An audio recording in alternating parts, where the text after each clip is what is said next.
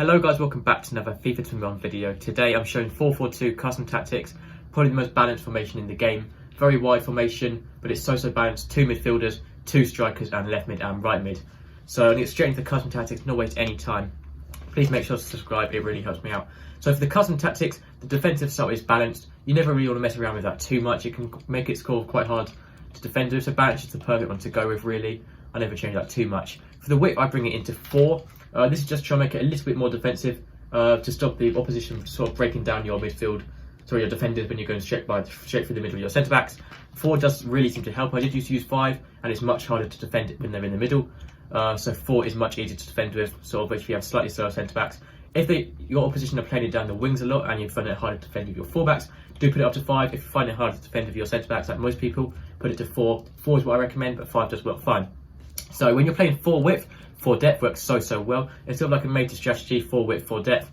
It just works really well. It's quite defensive though, so you can put it up to 4 width and 6 depth, which is much higher pressing. So much higher pressing, win the ball back quicker and start an attack quicker.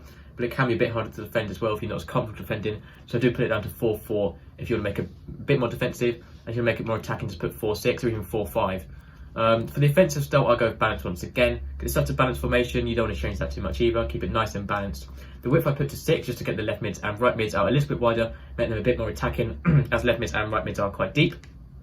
For the players in box, I use 6 to help get more players into the box, because when you get more players into the box, you're going to score more goals. For the corners, I go on 3, and then the free kicks are put to 1, so that's not very important. For your strikers, you want to use stay central, so staying in the centre of the pitch in line with the goal. For both your strikers, stay central.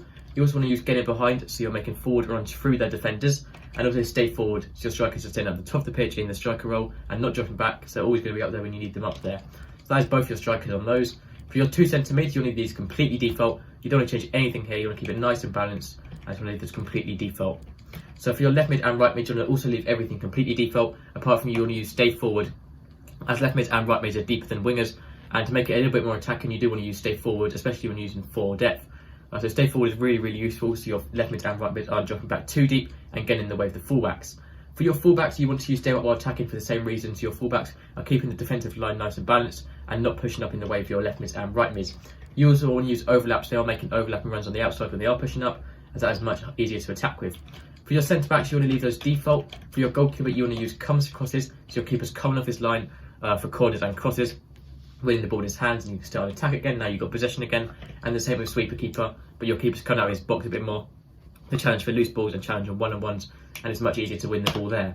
All the custom tactics and play instructions is that. If you have any questions, need help, let me know in the comments. I'll reply as quickly as possible. That's everything for this video. Make sure to subscribe, and I'll see you next time. Goodbye.